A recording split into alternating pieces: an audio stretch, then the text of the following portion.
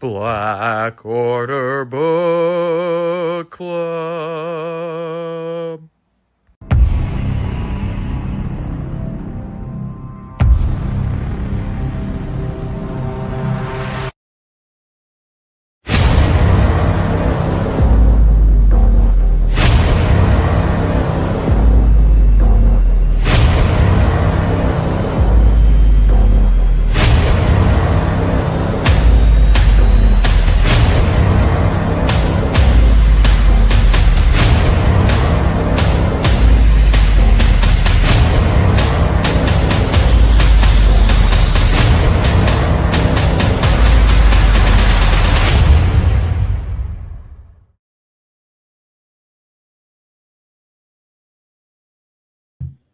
Haha, there we go. All right, what's up, everybody? Welcome back again to the Black Order Book Club. It is I, your host, Tales of a True Believer, aka Zach. That's my government name. So today we are going to be chatting about the second half of Scott Snyder's Batman run. Last week, what's up, Pops? Yeah, good to see you, buddy. You're my only friend in here in the chat so far, Pops, so I'm going to be talking to you a lot, man. Anyways, last time, we talked about the first half, specifically Zero Year and Court of Owls.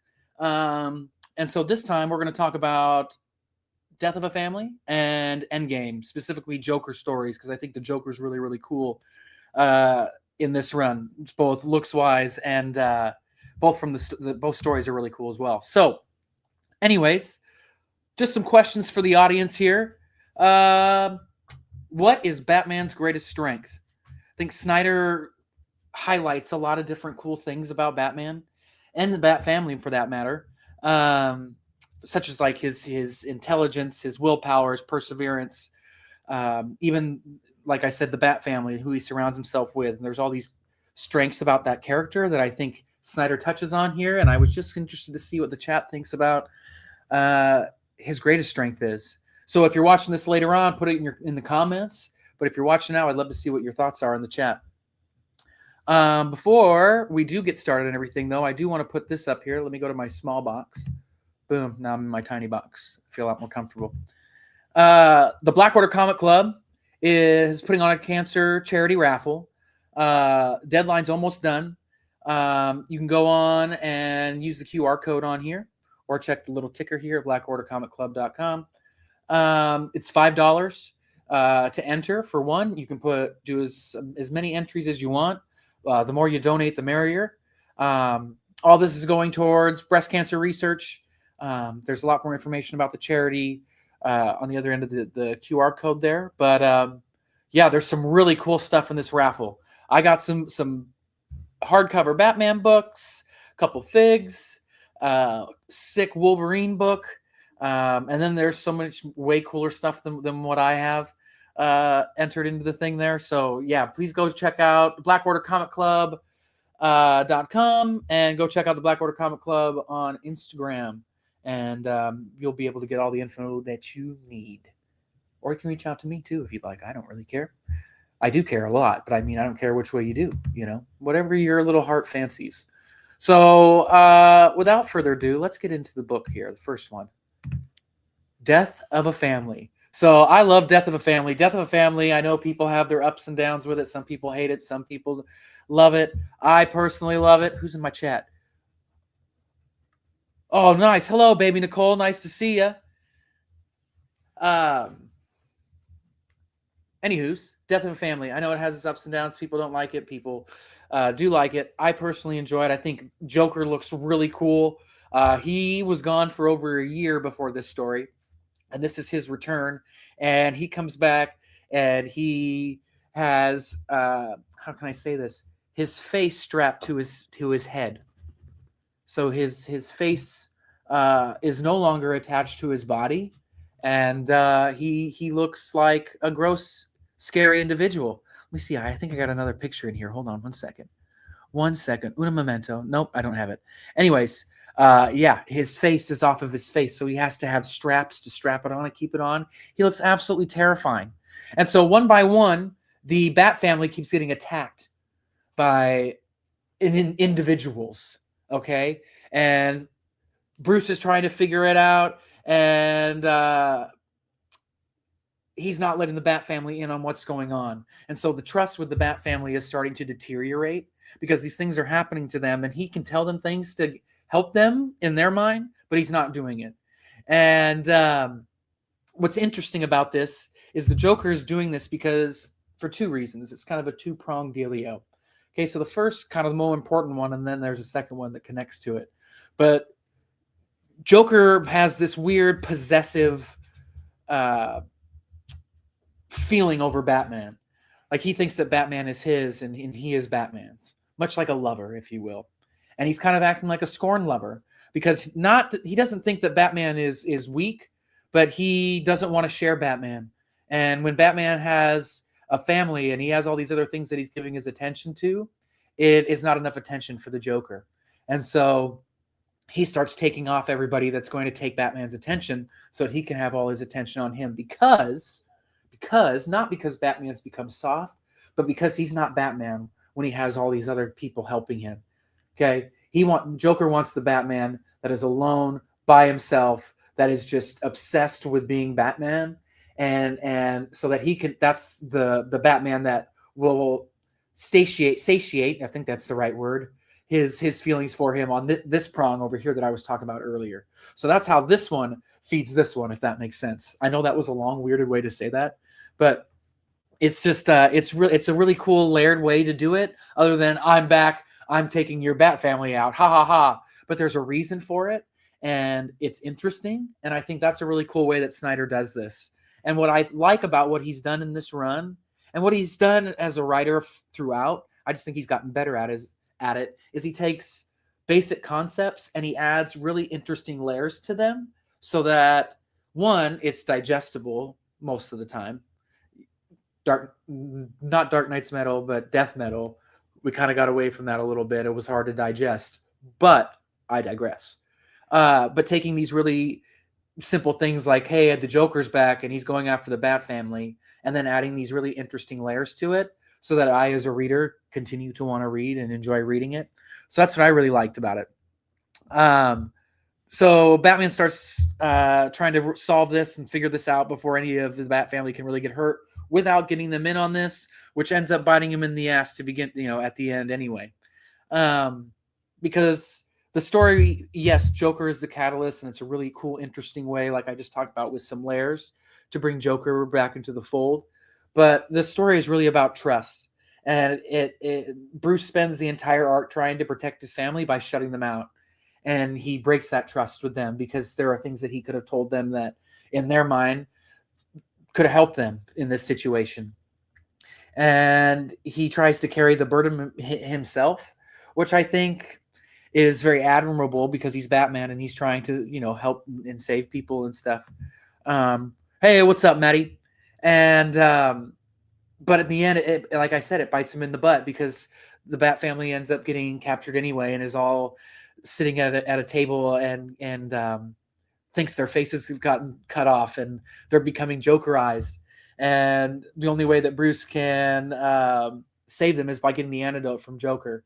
So we get into an all-out kind of brawl, if you will, underneath Gotham here. And look how creepy Joker looks, dude. With the face on the it's just so gross. This is one of my favorite looks of Joker. I know that it's a controversial thing, but I think for the one story arc, this was a really cool way to portray Joker and to bring him back. Hey, Matty, I have a question for you because I asked this question at the beginning, but what do you think Batman's greatest strength is, Matt? Shout out to Heroes for Hire Comic Club, by the way. Go check out his channel on YouTube. It's pretty sick. But yeah, Matt, let me know what you think in the chat, and I'll come back to you. But anyways, so yeah, so you can see here the Bat family's getting Jokerized. They're all fighting each other, and Bruce is kind of racing against the clock here, against the Joker here, so that he can get the antidote and save his family. Where was I? I have my notes and things, as I do. Yeah, the family doesn't trust Bruce. Bruce doesn't know how to let people in. Bada-bidi-ba-ba. So lo and behold, surprise, surprise. Ooh, wait, Matt's got something for me here. That's good, Matt. I like that. Some people say his brain, some people say his perseverance, his willpower. Um, you know, I think it's a combination of all of them. I think he has great at all these things, and sometimes the things that he may not be the best at, he's challenged the most at, and then he has to overcome, and it raises the level of what he is capable of afterwards, which I think is what makes good Batman stories. But anywho's, any good story, I guess. So where was I? Oh yeah, so Batman and Joker are fighting each other, and Batman, lo and behold, kicks Joker's ass.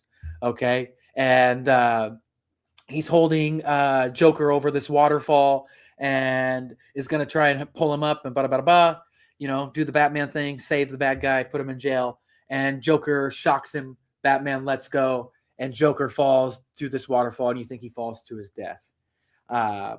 Batman gives everybody the antidote, and all is well health-wise. But at the end of this thing, the Bat family still doesn't trust Bruce. And so you move forward through this story, through the arcs here, heading into Endgame, where Bruce has to build up that trust again. And I think this does a really good job of creating that, just a really good conversation about the importance of the Bat family.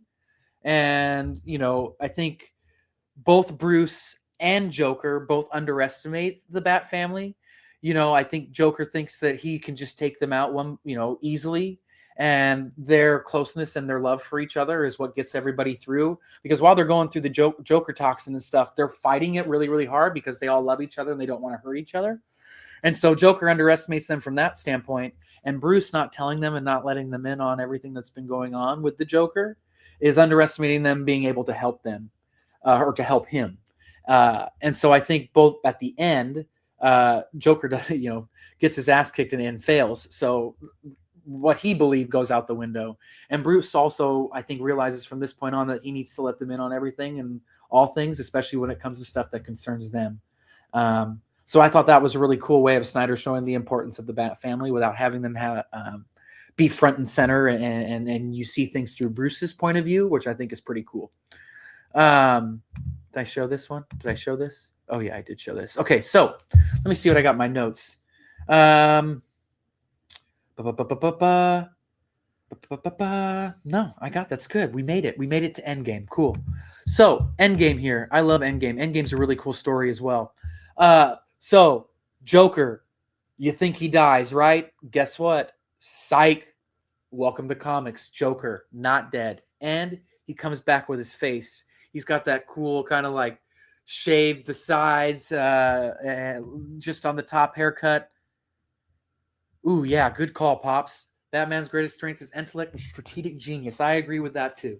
I think that's a pretty cool aspect to him as well. He's the guy, man. And prep time, he can beat anybody. So let's talk Endgame. Like I said, you think Joker's dead at the end, and we got somebody in here. Hey, what's up, Spec Ed? How you doing, buddy? Good to see you. Welcome. So yeah, Joker, we think he's dead at the end of Death of a Family, and he's not around for a little while. And then Bruce is just chilling and hanging out, dude. And he starts getting attacked by the Justice League. Wonder Woman just, bam, just comes through a window and just starts kicking his ass. And then Aquaman shows up and starts kicking his ass. And Bruce is like, dude, what the heck is going on here? So Bruce says, you know what? Let's do this. Whips out a big giant, Justice League buster, pulling a page out of Iron Man's book here, dude. Look at it. I love this suit. I think it's really cool. That would be a sick action figure. And would cost way too much money. But he also says something really sick here. He's like, welcome to Gotham. So everything's kind of going well. He's holding his own. And then lo and behold, dude, Superman shows up. And you realize that the Justice League has been Jokerized, dude. And that means the Joker is back. Uh-oh, spaghetti-o. And so, where was my notes?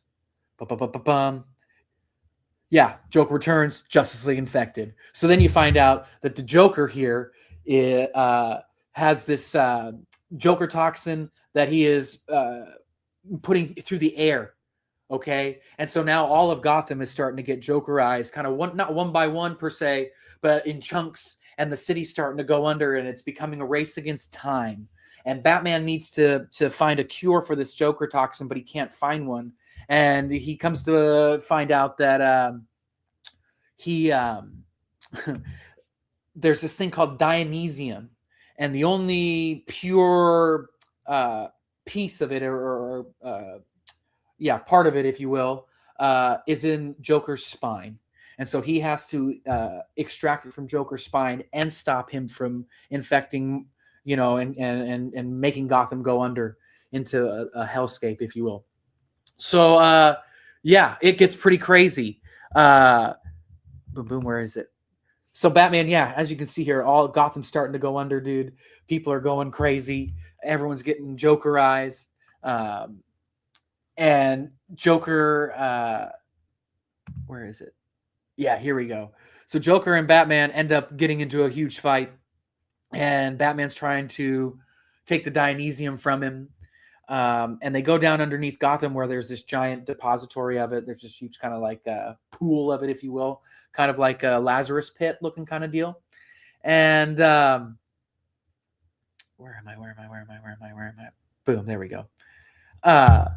They start having this all-out brawl, and Batman's trying to get the Dionysium in that little orange thing that you can see right there on the screen, that little ball. He's trying to get that extracted there so that he can get it pulled up. Bada bing, they can get it dispersed and start saving people and stuff. Oh, hey, what's up, Bruce? Kingdom of Nerds in the house. Big Marvel fan, this guy. So I don't know if he's going to like this one too much, but, maybe someday we'll do some Marvel with him. Anyways, so Batman Joker having this all-out brawl by this thing called Dionysium.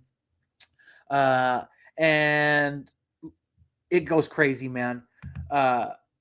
Batman ends up beating the Joker, but he ends up taking a metal card to the eye, dude.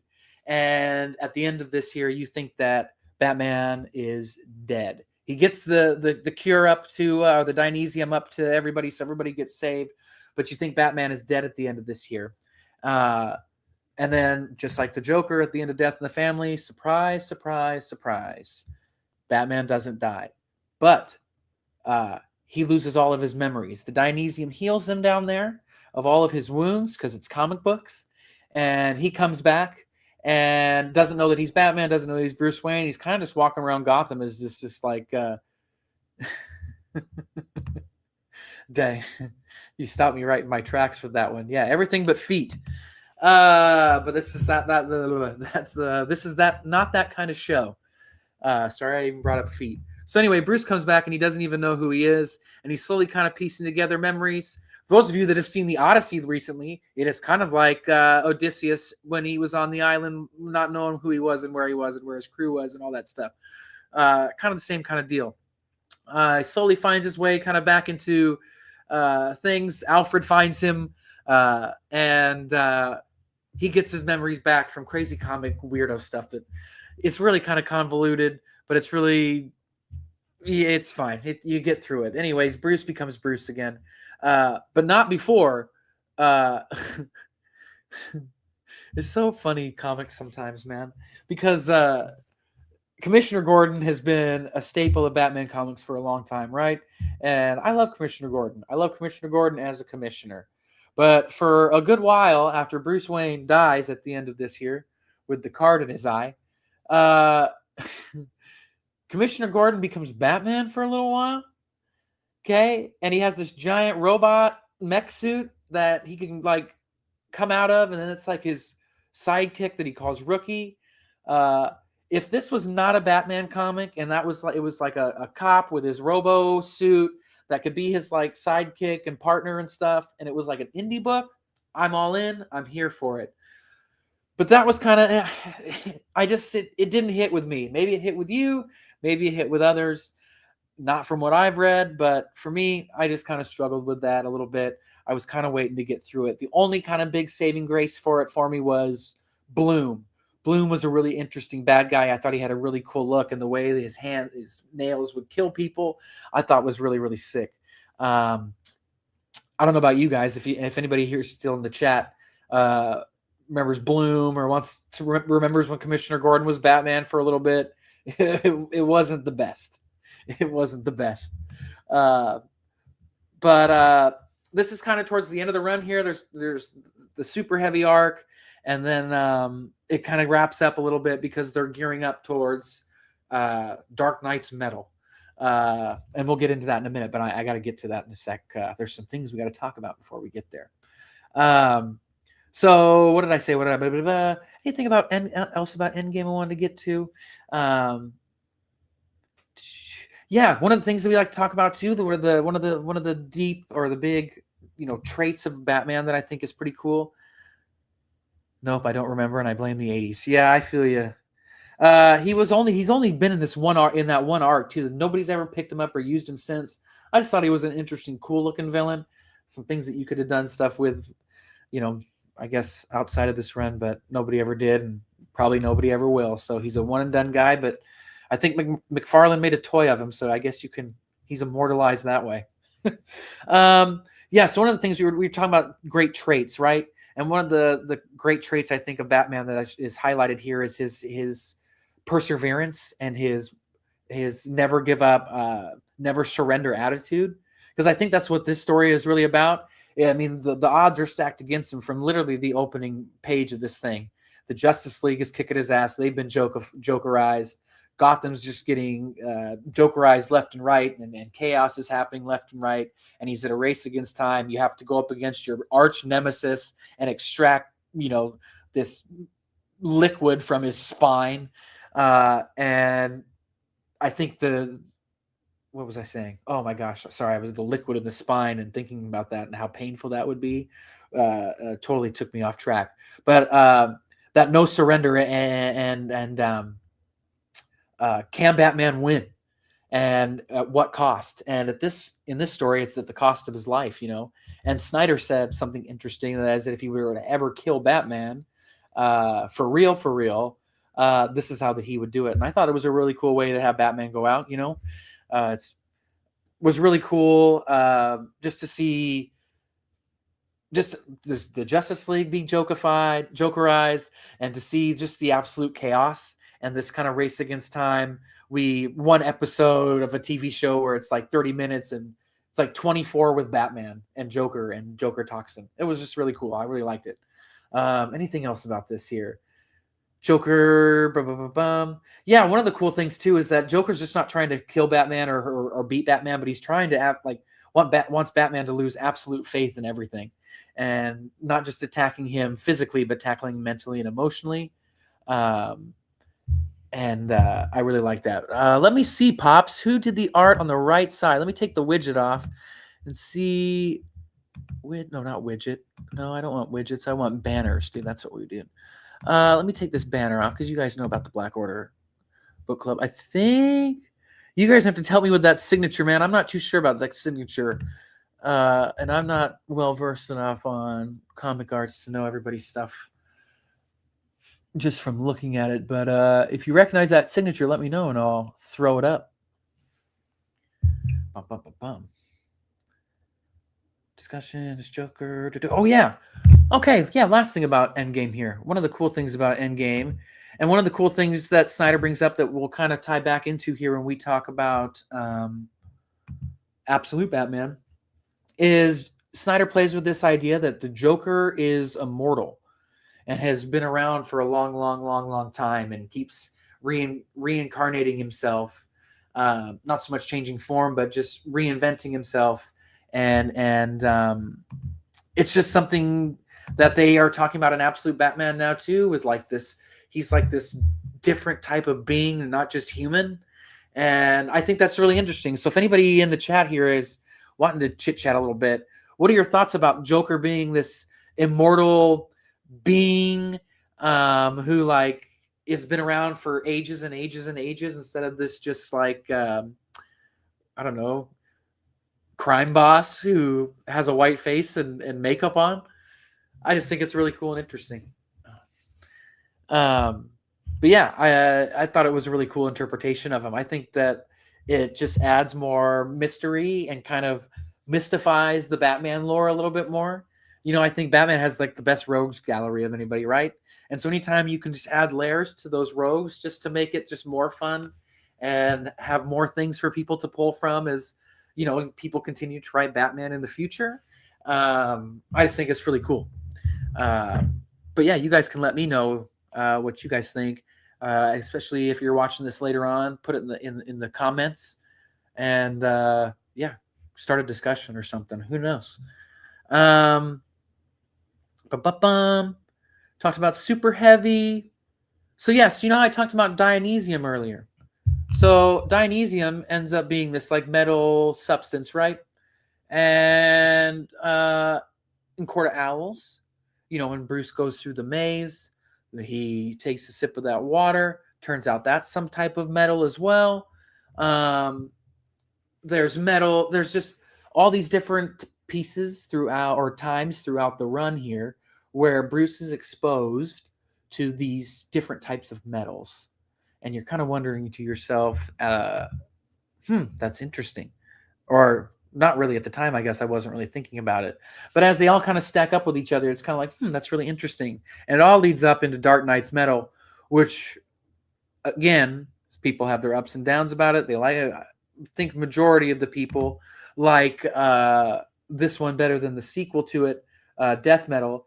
I loved this Dark Knight's metal. It was the thing that was happening or was about to happen right when I got back into comics again in my 20s. And it is one of my favorite stories that I have. I love reading it. I think all the different Batman is really cool. And especially when I was coming back into comics, there was a lot of stuff that I didn't remember due to college and things. And I kind of came in as a fresh new reader a little bit. And as I read this and some of the references and Easter eggs that were throughout the story here, I started remembering a lot of Batman lore and a lot of DC lore through reading this again. And so this just holds a special place in my heart. And so, anyways, Batman gets imbued, touches all these different types of metals throughout this run and throughout some other things throughout DC leading up to this. And you realize that all of these things have a meaning and have something to do with each other. So just to take it back, if you will, Final Crisis, for those of you longtime DC fans, is arguably one of the best crises. And at the end of that, Batman and Darkseid go toe-to-toe. Batman shoots Darkseid with a cool space gun. Can't remember what it's called. Someone's going to correct me in the chat or in the comments. But Darkseid shoots Batman with the Omega beams, and you think, oh my gosh, Batman's dead. But since, again, the theme, I guess, of today is nobody ever is really dead, Batman doesn't really die. Batman gets blasted back in time and goes all the way back to the Stone Age. And through another story that's really, really cool, he goes through time, through different things of time, and comes back into the real world. It's a whole thing. It's really kind of convoluted and early 2000-y. But what Snyder does is he retcons this. And from when Batman goes back in time, this Bat God right here, as you can see on the screen, Barbados, whatever you like to call him, tomato, has been watching him and has been setting up everything in his life so that he can become the perfect vessel to bring in the dark multiverse into the proper DC universe.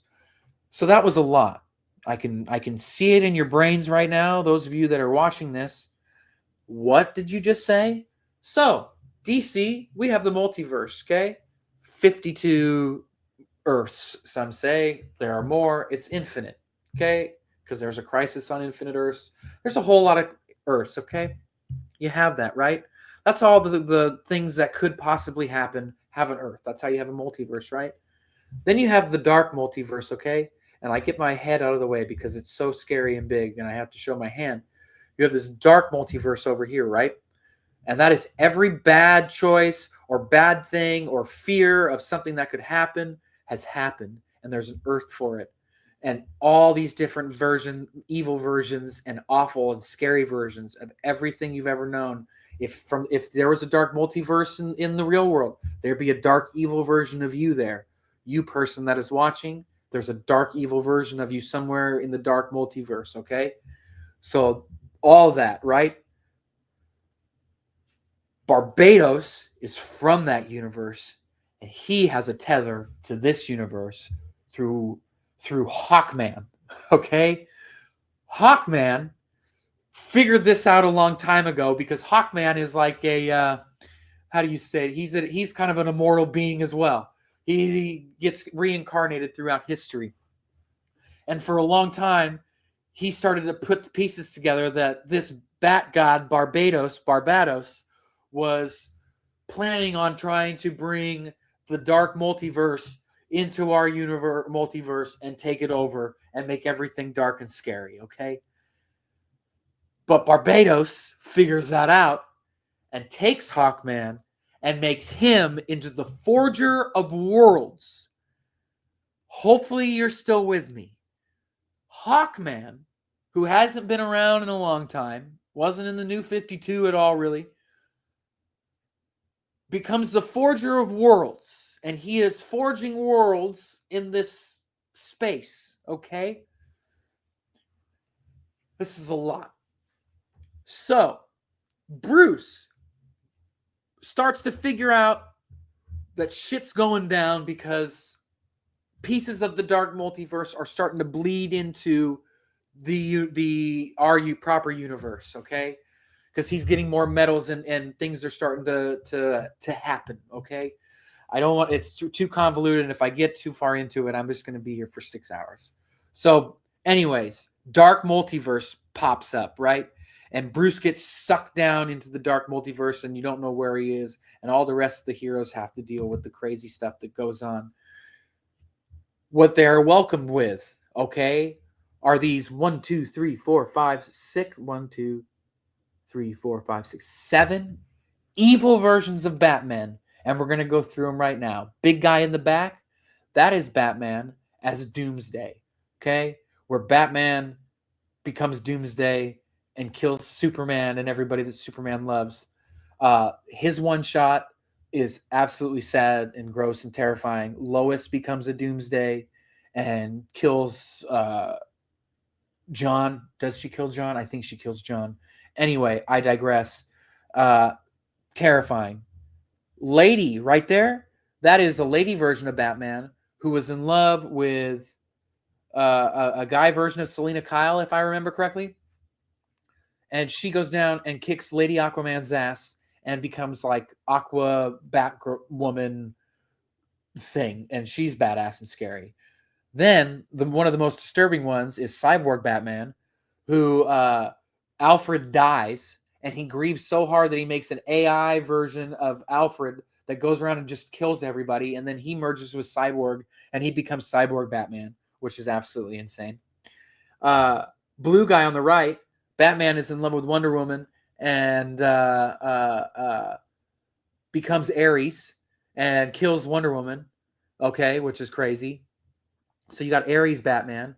Then you got Flash Batman because stuff was going down in that universe, and he needed the Flash to do something, and Flash wouldn't do it. So Batman ties him to his Batmobile with like chains and shit stuff. Sorry, I don't want to swear because I know we might have little kids watching and stuff. And basically merges himself with Barry Allen. So that's both Barry Allen and Bruce Wayne merged together into this Red Death Batman. Yeah, Red Death Batman. Absolutely terrifying name. And then the scary guy in the middle. Now, I understand where he ended up, okay? And I understand that he was shoved down all of our throats. And those of you that have read modern DC are sick of this guy, okay? But I will tell you, when this guy came out, the middle guy right there, the Batman who laughs, was so sick. So sick. For those of you that don't know who the Batman who laughs is, that's funny. Joker, Batman, in a universe, in the dark multiverse, fighting each other. Joker, Batman, fight to the death. Batman kills Joker. He breaks his rule and kills Joker, dude. Joker, inside, had like a fail-safe thing that when his heart stopped, he would release a toxin that would shoot into Batman's face. Batman then becomes the Joker and starts just killing everybody, dude. Okay? He becomes the most sadistic, evil, awful Batman in the history of Batman. Okay, this dude has the supreme intelligence, like what we were talking earlier. Pops brought it up. His what did he say? Oh, Pops, I had it up. Oh, I had it up. There we go. His intellect and strategic genius. Okay, you have that, and he's crazy like the Joker, so he don't give a rat's behind. Okay, ugh, absolutely terrifying. Now, after this, he totally got shoved down our throats, and he was in every single thing because they were kind of going through what Marvel's going through right now, creatively, and all they did was just shove Batman Who Laughs down our throats. So he started to suck. But when this came out, look at when those little Joker Robins, little demon Robins, he was sick. And I don't want to hear anybody give me any revision history. I remember everybody thought this dude was sick. Anyways, so it's all about the Justice League. And hey, what's up, Paul? Shout outs to my main man, Paul. Paul was just at San Diego Comic-Con on a panel, guys. So big deal in the chat. This guy's the man. I'm only going to say that now until we start our fantasy football league, and then we're enemies, dude, and I'm kicking that ass. Or butt, sorry, for the kids, we have kids watching. So anyways, what's really great about this story and what I really like about this is just throughout this whole Batman run that we just went on, Batman is confronted with all these things, right? With some of his worst fears, I guess, if you will. You know, being alone, not really knowing Gotham, and you know, I guess being alone in that aspect as well. Losing the trust of his Bat family, the Justice League turning on him. I guess not turning on him, but him having to fight the Justice League. You know, all these things that we've talked about in the run. You know, in this video, in the video before. Now all of those things. Smash that like button. Yeah, smash that like button, dude, and give the brother a sub. Yeah, give us a sub. But all of those things that he kind of went through throughout this run are now, you know, what am I trying to say? Become these beings. All these guys represent something that he failed at, or something that is his biggest fear, right? Losing his Alfred, you know, losing his family member, Cyborg Batman, you know, losing someone else that he loves. You know, you look at the lady Aqua Batwoman, you know, losing the love of her life, turned her into that. Green Lantern Batman. I forgot to even talk about Green Lantern Batman. Green Lantern Batman is like when Bruce Wayne was a little kid. This like becomes a Green Lantern after his parents die, and instead of becoming a good Green Lantern, he just kills everybody. Yeah, insane. And so you see a lot of this. It's about loss and how he responds to loss and how he responds to some of the things from the run that we've read about in the worst way possible. And so then not only does everybody else in his life have to confront those things, but he has to as well. And it's through this really cool summer blockbuster event kind of way. And I think that's just a really cool way to cap the entire run off. I'm gonna get myself back up on the screen here. There we go. I think that's a really cool way to cap the entire run in this really cool, like, I don't know, video game way. And Capullo's art is awesome throughout this thing. But once you have him doing all these different types of Batman, and at the end of it, you know, you got Batman Who Laughs riding a Joker dragon, and it's just really cool, man. So if you have a chance and you got the singles sitting in your collection somewhere, or you got the trades or something, you check them out, dude. I got the Omnis because you know me, and I love reading them. I just read them probably late last year, and just enjoyed it again. It's just summer blockbuster fun. And what Snyder does with his Justice League run after this is pretty cool, and takes a lot of big swings that leads into Death Metal. There was a lot going on, and he took a lot of really big swings in that too. But I think Death Metal or Dark Knight's Metal would have been just a great way to cap it and end it. I really enjoyed what happened after, even most of what happens in Death Metal. But as much as this is a Batman story, Death Metal is more of a Wonder Woman story. Just like KO this year ended up being a Superman story. And so, yeah.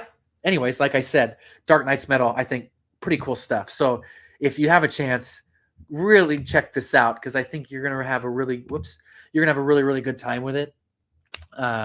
It's like I say, keep saying summer blockbustery fun. Um, like going to a Transformers movie or something, you know.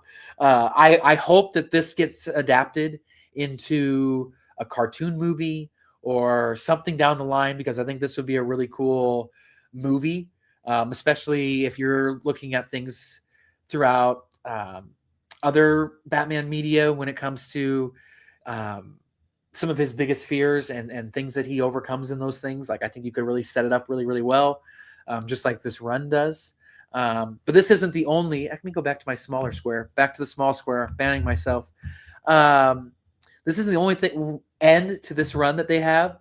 Like I said, shown here, Last Night on Earth is really, really, really cool too. It's like a one-shot kind of story, but it's meant to be the end of their the Capullo Snyder run.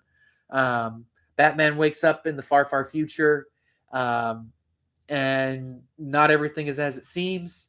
And Joker's head is in a I don't know, a case, and he's walking around with a Joker head and trying to figure out what happened to this post-apocalyptic world that he has woken up into, and it's pretty sick. I don't know if anybody in the chat's read it. I really like it. I've got it up in my it's in my Snyder Omni here. It's a cool story. The deluxe hardcover is a pretty cool read too, and the colors in it are really sick too. Capullo kills it in that one too. So yeah, dude, we might be done a little early today. I'm kind of excited about it. So some housekeeping things. Let me bring this up again. Black Order Comic Club Cancer Charity Raffle. We talked about this earlier. Let me get my head right here. Boom. Look at me. QR code, $5 for one entry. You can enter a bunch of different times. Okay. The more money you enter, just do the 5, 10, 15, 20, 25, 30. Okay. 6 times 5 is 30. So that's how many entries can you do? 6, dude. So anywho's, I digress. A lot of really cool stuff. You can go to the Black Order Comic Club Instagram page to see all of the cool things that you can win in the raffle. Go to blackordercomicclub.com for more information about that. All this money is going directly to cancer research, breast cancer research. We don't see any of it. It goes directly to the place that we are giving all the money to, which I think is pretty awesome. So, yeah, I think that's what we got for that. I already told you guys what I'm giving. Bada bing, bada boom. Some Batman hardcovers, Wolverine, some action figures, cool stuff. There's a lot of cool stuff. There's some what have we got? Custom art pieces, full runs, some graded books. I mean, tons of cool stuff. You'll have to go check it out. Anyways, with that said, housekeeping things. Where did I go back to my big face? There we go. Housekeeping. August. I'm not going to be around very much in August. I do acting. I think I might have said that before. Those of you that don't know, I play pretend for most of my living.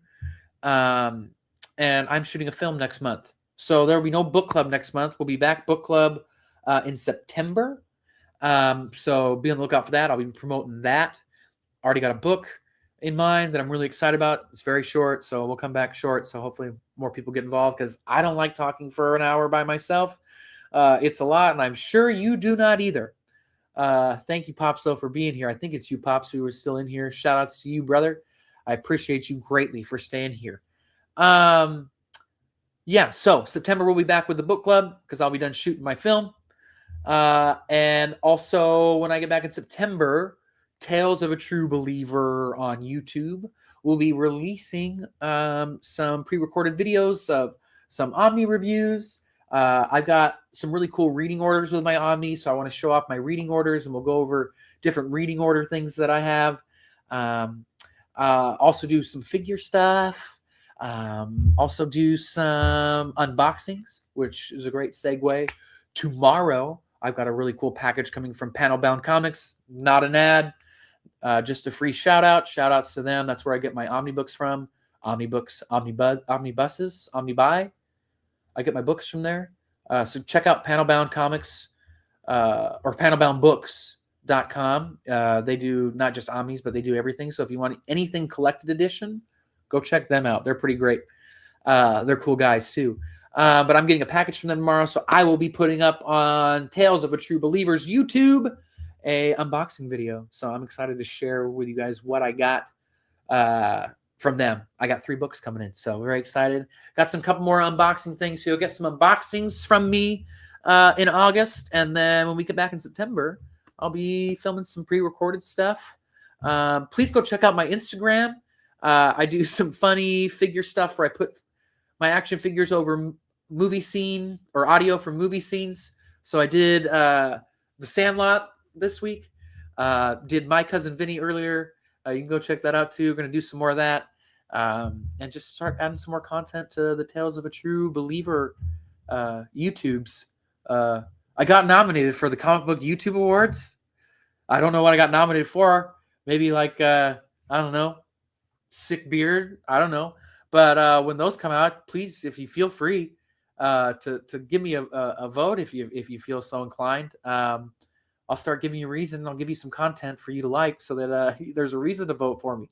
But it's just been really great doing this. I really am enjoying it. I'm excited to keep going. Tomorrow afternoon or evening, 5 o'clock Pacific time. So what is that?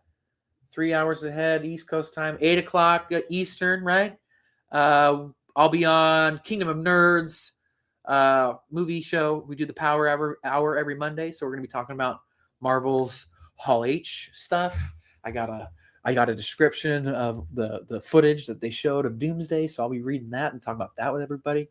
Pretty excited about that. Show off some more things that I have gotten recently, and yeah, we'll chit chat, man. Anyways, shout out to you guys. Appreciate you. And last but not least, what does Scott Snyder's Batman get from me?